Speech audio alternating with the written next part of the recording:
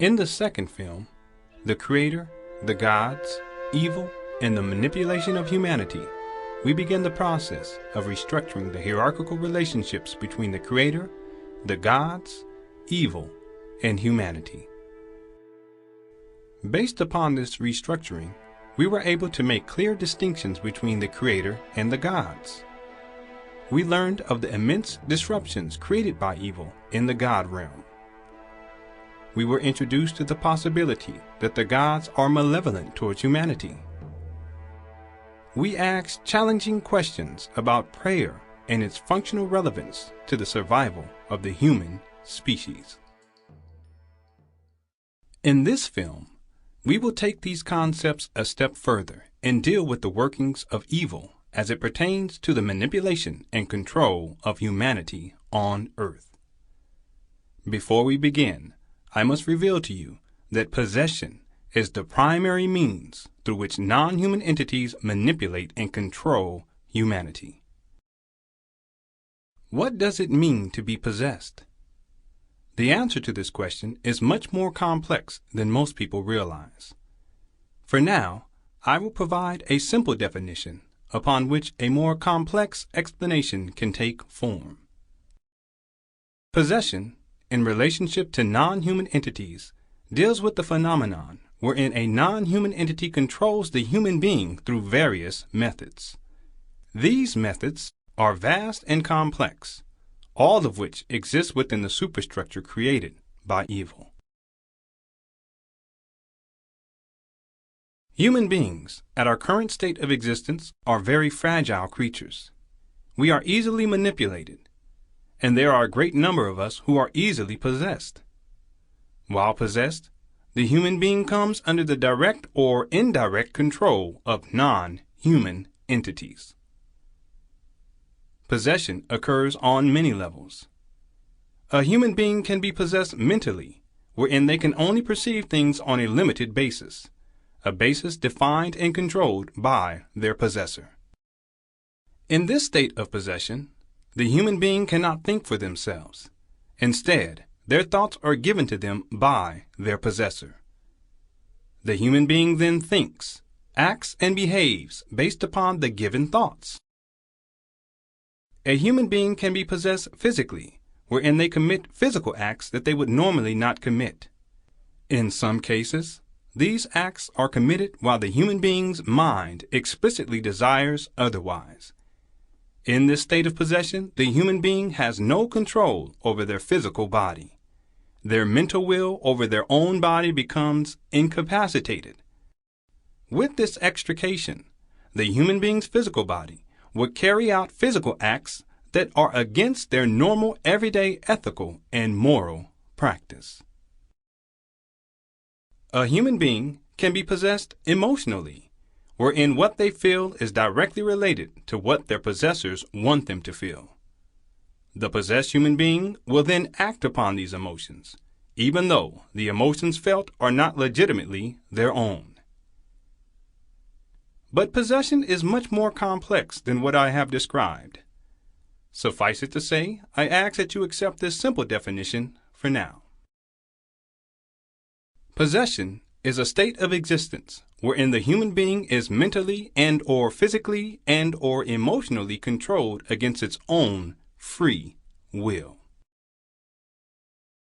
Within the superstructure, possession occurs constantly. It is entirely likely that the viewer of this film has been at some point possessed. Furthermore, it is entirely probable that the viewer of this film is currently possessed and has been for decades. I understand that this may be difficult to accept. However, you will be empowered to decide for yourself after considering these subsequent possibilities. Human beings, in our most natural state, have no evil intent. But there are systems in place, ordered by evil, which over time manipulate human beings so that we become easily susceptible to possession. Once possessed, the human being falls victim to the will of evil. This being said, it must be made clear that 1.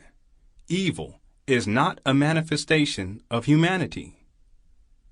2. Evil will use humanity through trickery and deceit. 3.